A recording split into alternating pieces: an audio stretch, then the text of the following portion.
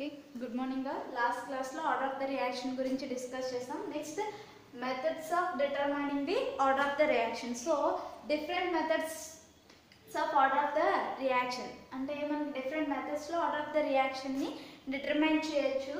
So asalu manaki order of the reaction ni determine cheyadaniki reason enti ante for example velocity constant. So this is the rate constant or velocity constant.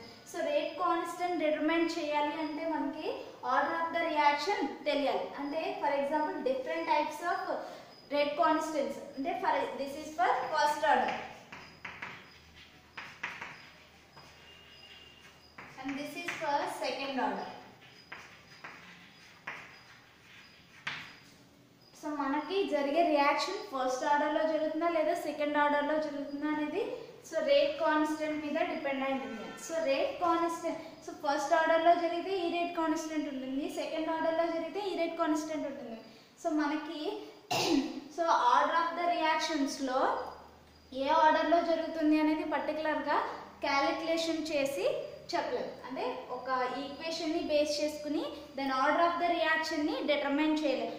Only experimental మెథడ్గా మాత్రమే order of the రియాక్షన్ని determine చేయగలం. So order of the రియాక్షన్ని determine చేయడానికి మనకి different types of methods ఉంటాయండి. అందులో first integration or trial method. So ఇక్కడ ఇంటిగ్రేషన్ ఆర్ ట్రయల్ మెథడ్ అని ఎందుకు అంటున్నాం అంటే so integration means the integrated form of the rate constant equations ని తీసుకుంటాం. Integrated form of the rate constant equations ని యూజ్ చేసుకుంటాం కాబట్టి this is the integration method or trial method అన్నాం. సో ట్రయల్ మెథడ్ ఎందుకనంటే so different types of rate constant equations ని తీసుకుని వాటిలో మనం తీసుకునే initial concentration and change in concentration with time and time intervals. So ఈ వాల్యూస్ని డిఫరెంట్ ఈక్వేషన్స్లో సబ్స్టిట్యూట్ చేయడం వల్ల సో ఏ type of rate constant values అయితే మనం ఈ వాల్యూస్ని సబ్స్టిట్యూట్ చేసినప్పుడు ఈక్వల్గా అంటే కాన్స్టెంట్ వాల్యూస్ అనేవి మెజర్ చేస్తామో that type of first order or second order reaction అవుతుంది. చూడండి, this method consist in carrying out the reaction with known quantities of reactants and determining the amount of reactants consumed after different intervals of time and then substituting the data in equation for first and second order reaction. So first known quantities of the reactants తీసుకుంటాం. So initial concentration. So for example A2 product వచ్చింది అనుకుందాం. So A2 product reaction లో A is the reactant. So A concentration ని మనం known concentration తీసుకోవాలి. So known quantity of the concentration for example 0.1 molar or 0.2 molar 1 molar. So different గా మనం ఏదో ఒక పర్టికులర్ కాన్సంట్రేషన్ లో తీసుకున్నాం. So this is the known quantity of reactant and determining the amount of reactants consumed. So A minus X is the amount of reactant consumed. So X value మనకి amount of reactant consumed అవుతుంది. So any particular టైంలో X అనేది consume అవుతుంది. మనం already discuss చేసాం A and A minus X. So ఇక్కడ X value తెలుసు, A value తెలుసు, A మైనస్ X కూడా తెలుస్తుంది. So A and A minus X value and T. So particular time ఇంటర్వెల్లో for example 10 minutes 20 minutes 30 minutes అలా ఒక particular time ఇంటర్వెల్లో మనం reactions అనేవి అబ్జర్వ్ చేస్తూ ఉంటాం. సో అబ్జర్వేషన్స్లో ఇనిషియల్ కాన్సంట్రేషన్ ఏమీ చేంజ్ అవ్వదు, ఏ మైనస్ ఎక్స్ వాల్యూ చేంజ్ అవుతుంది విత్ టైం. సో ఈ 3 వాల్యూస్ని మనం ఫస్ట్ ఆర్డర్ రియాక్షన్లో సబ్స్టిట్యూట్ చేసినప్పుడు ఈ కే వాల్యూ అనేది కాన్స్టెంట్ వాల్యూస్ వస్తే that is the first order reaction. So same ఇక్కడ X A and A minus X T. So ఈ వాల్యూస్ని సేమ్ ఫస్ట్ ఆర్డర్ రియాక్షన్లో రేట్ కాన్స్టెంట్లో సబ్స్టిట్యూట్ చేసినట్టే సెకండ్ ఆర్డర్లో కూడా సబ్స్టిట్యూట్ చేస్తాం. సో K2 కాన్స్టెంట్గా వస్తే this is called second order reaction. So మన జనరల్గా తీసుకున్న ఈ సేమ్ రియాక్షన్లోనే first order rate equation and second order rate equation or third order rate equation or zero order rate equation. So ఏ type of reaction అయినా K values అనేవి ఎందులో అయితే కాన్స్టెంట్ వాల్యూస్ వస్తాయో that type order of the reaction for this particular reaction. So ఈ reaction కి మనకి ఏ రేట్ కాన్స్టెంట్ వాల్యూ అయితే కాన్స్టెంట్ గా వస్తుందో అదే దాని యొక్క ఆర్డర్ ఆఫ్ ద రియాక్షన్ అవుతుంది. The equation which gives constant values of K indicates the appropriate order of the reaction. Already చెప్పుకున్నాం constant values. ఫర్ ఎగ్జాంపుల్ ఇక్కడ ఇనిషియల్ కాన్సంట్రేషన్ 0.1 అని తీసుకున్నామండి. ఇక్కడ A-6 అంటే x అనేది ఈ 0.1 లో 0.01 అనేది చేంజ్ అవుతుంది. అంటే ఈ 0.1 మైనస్ 0.01 0.09 అవుతుంది. సో ఇక్కడ A/A-6 ఈ వాల్యూని లాగ్ అప్లై చేసి నెక్స్ట్ టైం ఒక 10 మినిట్స్ టైం ఇంటర్వెల్ లో తీసుకున్నామంటే సో ఇక్కడ 10 వేస్తాం. మళ్ళీ 20 మినిట్స్ దగ్గర అబ్జర్వ్ చేస్తామండి. సో నెక్స్ట్ ఇంకొక 0.1 కన్జ్యూమ్ అయింది అనుకోండి. సో అక్కడ initial concentration A-x value with టైంతో మనకి K వాల్యూ ఒకే కాన్స్టెంట్ వాల్యూ రావాలి. ఫర్ ఎగ్జాంపుల్ 0.0025 అని వచ్చింది అనుకోండి. సో ఈ K value 10 minutes 20 minutes 30 minutes ఏ టైం ఇంటర్వెల్ దగ్గర తీసుకున్నా ఇదే కాన్స్టెంట్ వాల్యూ రావాలి. సో అప్పుడే మనకు అది ఫస్ట్ ఆర్డర్ రియాక్షన్ అవుతుంది. అలా కాకుండా డిఫరెంట్ K వాల్యూస్ వస్తే అది ఆర్డర్ ఆఫ్ ద రియాక్షన్ అవుతుంది. Next second order reaction. So ఈ రియాక్షన్ రావట్లేదు అంటే నెక్స్ట్ ఇదే వాల్యూస్ ని మనం ఈ ఈక్వేషన్ లో సబ్స్టిట్యూట్ చేస్తే సేమ్ అలాగే కాన్స్టెంట్ వాల్యూస్ వస్తే అది ఆర్డర్ ఆఫ్ ద రియాక్షన్ అవుతుంది. లేదంటే డిఫరెంట్ వాల్యూస్ ఇస్తే డిఫరెంట్ వేరే order of the reaction equation ని బేస్ చేసుకుని మనం ఆర్డర్ ఆఫ్ ద రియాక్షన్ ని డిటర్మైన్ చేస్తాం. ఓకే, నెక్స్ట్ వచ్చేసి half life method. Next half life method. So ఇక్కడ మనకు ఆల్రెడీ హాఫ్ లైఫ్ డిటర్మైన్ చేసాం కదండి, T half. So T half అంటే ఏంటి? The time taken for converting the initial concentration of the reactant or reactants is 1/2 is called half life. So అంటే ఏంటి? మనకి total reaction జరగడానికి ఎంతైతే టైం యూజ్ అవుతుందో సో దాంట్లో హాఫ్ ఆఫ్ ద టైంని half life of the reaction అని పిలుస్తుంది. So it is denoted by T half. So T half తో ఇండికేట్ చేస్తాం. ఫర్ ఎగ్జాంపుల్ మనం ఆల్రెడీ డిటర్మైన్ చేసాం for first order reaction T half equal to 0.693/K and also for second order reaction T half equal to 1/Ka. So మనకి ఇక్కడ T half first order reaction ని base చేసుకుంటే T half అనేది initial concentration మీద depend అవ్వట్లేదు. Next second order reaction చూస్తే T half is inversely proportional to the initial concentration. అంటే మనం దీన్ని బేస్ చేసుకుని ఏం చెప్పొచ్చు? ఇనిషియల్ ఫస్ట్ ఆర్డర్ రియాక్షన్ లో ఇనిషియల్ కాన్సంట్రేషన్ మీద డిపెండ్ అవ్వట్లేదు. సెకండ్ ఆర్డర్ రియాక్షన్ లో ఇనిషియల్ కాన్సంట్రేషన్ కి ఇన్వర్స్లీ ప్రపోర్షనల్ గా ఉంటుంది. సో టోటల్ గా దీన్ని బేస్ చేసుకుని మనం జనరల్ గా ఏం చెప్తామంటే T half is inversely proportional to 1/a whole power n-1 for nth order reaction. For nth order reaction. So different. For example, ఈ ఈక్వేషన్ n-1 కదా. సో n ప్లేస్ లో ఫస్ట్ ఆర్డర్ కాబట్టి 1 ఇస్తే 1 - 1 0 అవుతుంది. సో ఈ టర్మ్ అంతా ఏమవుతుంది? Constant. So T half is constant. So T half మనకు ఆల్రెడీ కాన్స్టెంటే కదా చెప్పుకున్నాం. నెక్స్ట్ సెకండ్ ఆర్డర్ రియాక్షన్ చూస్తే ఈ n ప్లేస్ లో 2 వేస్తాం. 2 - 1 సో 1 అవుతుంది. ఇనిషియల్ కాన్సంట్రేషన్ కి ఇన్వర్స్లీ ప్రపోర్షనల్ గా ఉంటుంది. సో ఇక్కడ మనం ప్రపోర్షనాలిటీ పెట్టాము. ఇక్కడ ప్రపోర్షనాలిటీ తీసిస్తే ఇదంతా కాన్స్టెంట్ అండి. ఇక్కడ 1/K is the constant. Okay, so general reaction ఇది అవుతుంది. Next, let us consider half life of two reactants are T1 and T2 and initial concentrations are A1 and A2. ఇక్కడ general గా మనం ఒక 2 reactants కి consider చేస్తున్నాం. So 2 reactants కి T half అనేది 1 and 2 కింద తీసుకున్నాం. For one reactant T1 and another reactant T2. Next, so one reactant యొక్క ఇనిషియల్ కాన్సంట్రేషన్ A1 అవుతుంది and another reactant యొక్క ఇనిషియల్ కాన్సంట్రేషన్ A2 అవుతుంది. సో ఈ 2 వాల్యూస్ ని బేస్ చేసుకుని మనం T half ని ఎలా రాసుకోవచ్చు? T1 ఈక్వల్ టు పెడుతున్నానండి. సో ఒక constant K by A power n-1. Next T2 equal to K by, so ఇక్కడ ఇది A1 ఇది ఇక్కడ A2. సో ఇప్పుడు T1 by T2 ఏమవుతుంది? T1 by T2 equal to so ఈ రెండింటిని బేస్ చేసుకుని మనం T1 by T2 ఎలా ఇచ్చింది 1 by K1 A1 n minus 1 K by A1 whole power n minus 1 A1 అవుతుంది. Next K by A2 n minus 1. So ఈ రెండింటిని బేస్ చేసుకుని K క్యాన్సిల్ అవుతుంది. సో 1 by ఉంది కాబట్టి ఆపోజిట్ అయితే T1 by T2 equal to A2 by A1 whole power n minus 1. So T1 by T2 equal to A2 by A1 whole power n minus 1. So ఇప్పుడు మనం లాగ్దాం apply చేద్దాం. Both sides లాగ్దాం apply చేస్తే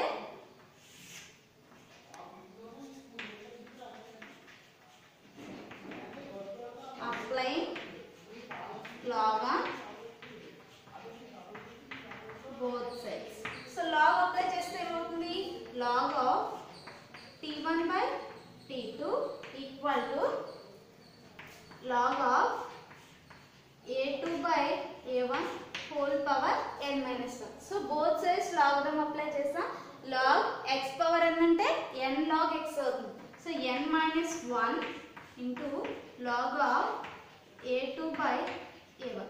so ఈ log term ని ఇటువైపుకి తీసుకొస్తే ఏమవుతుంది T1 by T2.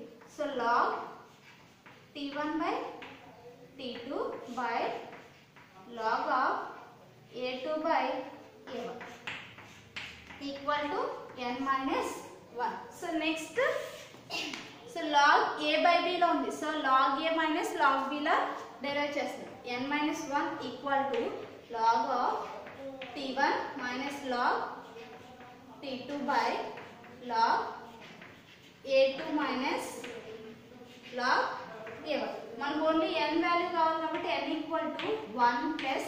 So ఇటువైపు minus 1 నుండి ఇటువైపు వస్తే ప్లస్ 1 అవుతుంది. log T1 minus log T2 by log of A2 minus log of A1. So this is the equation for determining the order of the reaction by using half-life. So this is the equation for determining the order of the reaction by using half-life. So ఇక్కడ T1 and T2 are the half-lives of two reactants and A1 and A2 are the two initial concentration of the two reactants. So మనకి initial concentration values తెలుసు and T1 and T2. So ఈ 4 measure చేస్తే మనకి order of the reaction ని ఈ equation base చేసుకొని measure చేయొచ్చు. మనకి half life of the reaction reactant 1 కి రియాక్టెంట్ 2 కి. సో ఈ రెండింటికి T1 T2 క్యాలిక్యులేట్ చేస్తాం. నెక్స్ట్ A2 అండ్ A1 మనం already initial concentration noun values తీసుకున్నాం కాబట్టి A1 అండ్ A2 మనకి వాల్యూస్ తెలుసు. సో ఈ టూ వాల్యూస్ ని సబ్స్టిట్యూట్ చేస్తే n value. So n is the order of the reaction. So ఈ n వాల్యూ అనేది మనం ఈజీగా క్యాలిక్యులేట్ చేయొచ్చు. ఓకేనా, this is the half life method. So మనం ఇక్కడ హాఫ్ లైఫ్ ని బేస్ చేసుకుని ఆర్డర్ ఆఫ్ ద రియాక్షన్ ని డిటర్మైన్ చేస్తాం. అందుకే దీన్ని హాఫ్ లైఫ్ మెథడ్ అని మెన్షన్ చేస్తాం. ఓకేనా, నెక్స్ట్ వచ్చేసి డిఫరెన్షియల్ మెథడ్.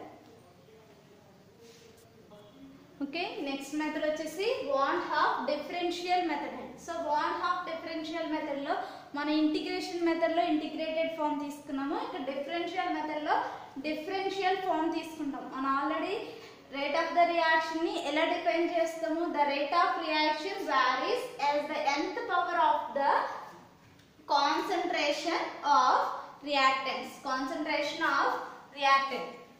సో రియాక్టెంట్ యొక్క nth పవరే దాని order of rate of reaction కి డైరెక్ట్లీ ప్రపోర్షనల్ గా ఉంటుందండి. సో ఇక్కడ మనం -dC/dt. So change in concentration with time. Minus indication the concentration decreases with time.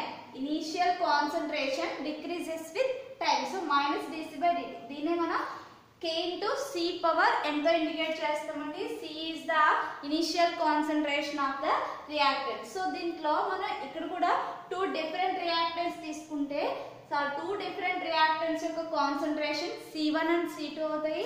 Next the rates R1 and R2 అవుతాయి. R1 and R2. C1 and C2 are the 2 different concentrations of the initial two reactants and the rates R1 and R2. So next R1 ఏమవుతుంది, R1 equal to K into C1 power n. Next R2 equal to K into C2 power n. So ఇక్కడ మనం R1 equal to K into C1 power n, R2 equal to K into C2 power n. So దీనికి లాగ్రామ్ apply చేద్దాం. Applying log on both sides. So log apply cheste log R1 equal to log K plus log of C1 power n. So C1 power n ki log apply cheste emotundi n log C1 అవుతుంది. ఓకేనా, n log C1 ఎందుకంటే ఇక్కడ మనకి x and c1 multiplication form లో ఉన్నాయి కాబట్టి log ab ఏమవుతుంది, log a plus log b అవుతుంది. అండ్ log b లో c1 పవర్ n అంటే x పవర్ n ఫామ్ లో ఉంది, n log x అవుతుంది. నెక్స్ట్ r2 కూడా ఏమవుతుంది, same log k plus n log c. So ఇప్పుడు మనం ఈ టూ ఈక్వేషన్స్ ని సబ్స్ట్రాక్ట్ చేద్దాం.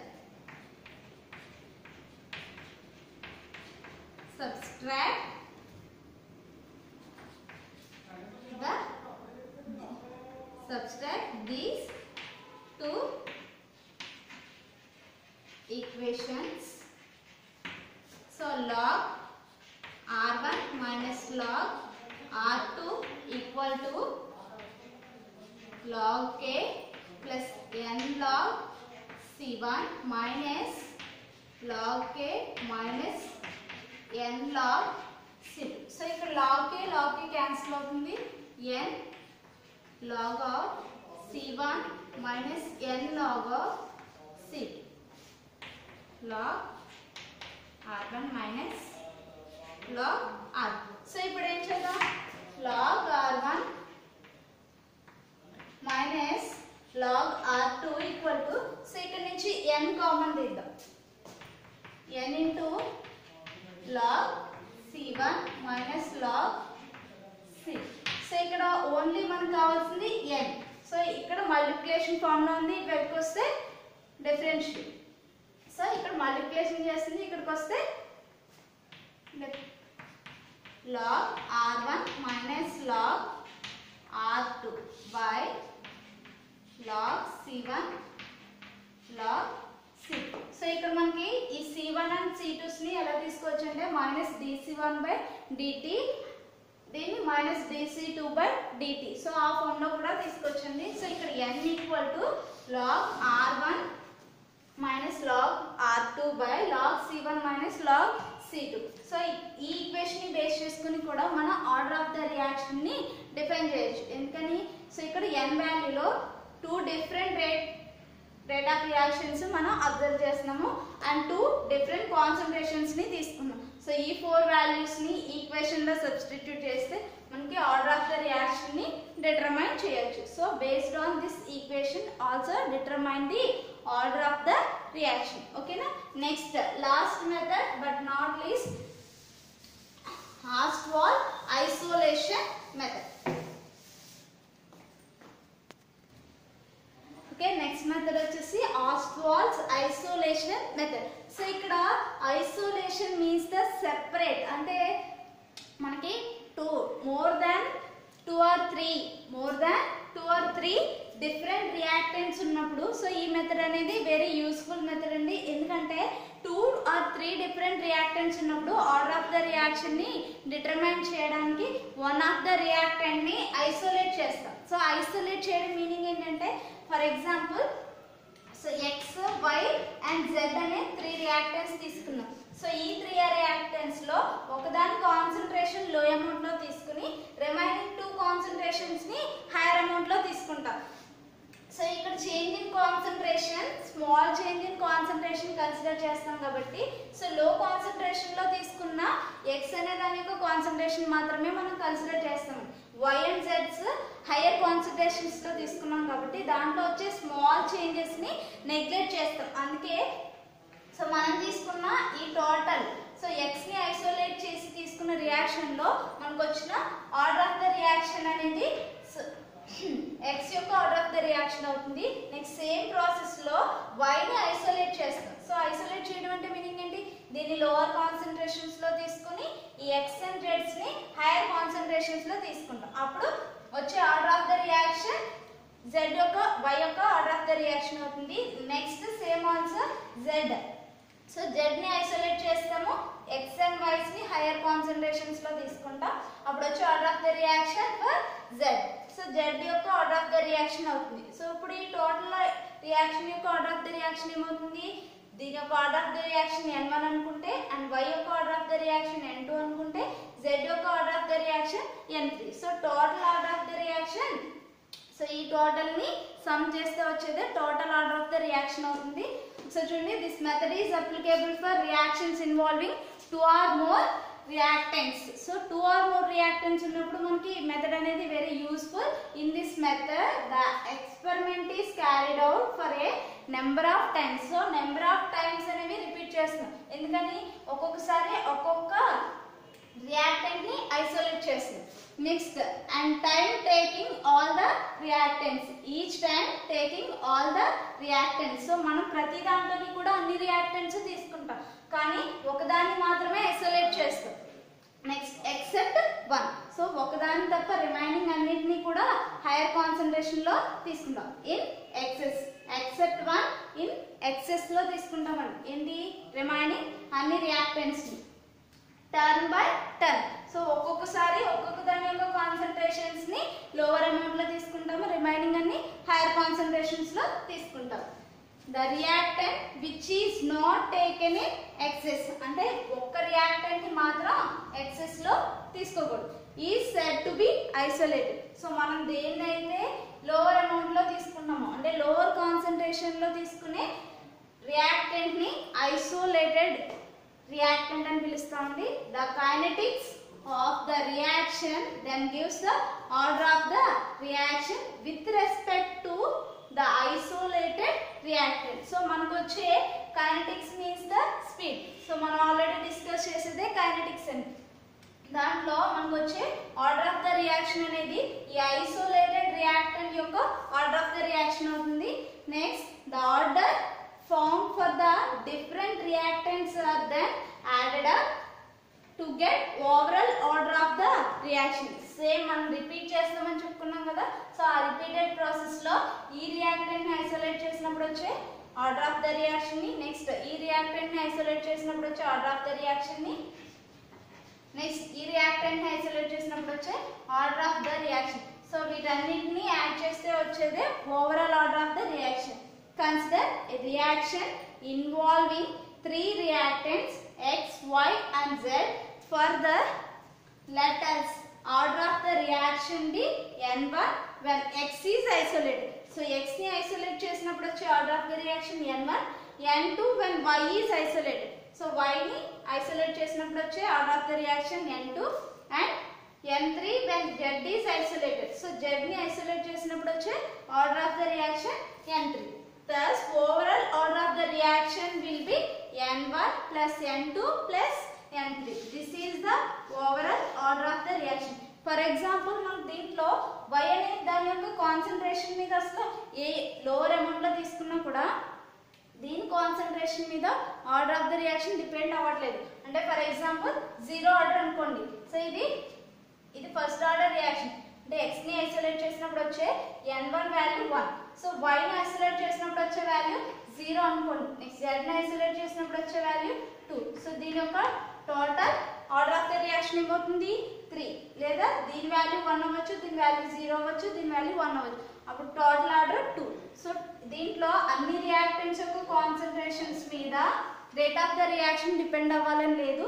అందుకే మనం ఇండివిజువల్ గా దేని కాన్సంట్రేషన్ మీద order of the reaction or rate of the reaction అనేది డిపెండ్ అయి ఉంటుంది అనేది మనం సో ఈ ప్రాసెస్ ని యూజ్ చేయడం వల్ల మనకి ఐడెంటిఫై చేయగలం. ఓకేనా.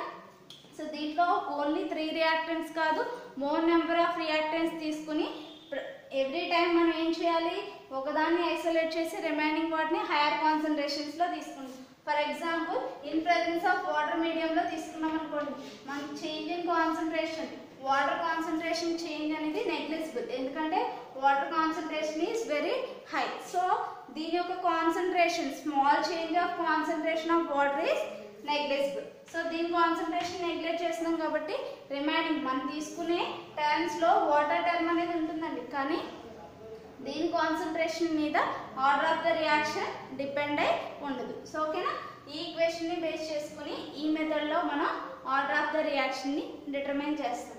సో ఇప్పుడు మనం చెప్పుకున్న 4 మెథడ్స్లో ఆర్డర్ ఆఫ్ ద రియాక్షన్ని డిటర్మైన్ చేస్తాం. ఓకేనా.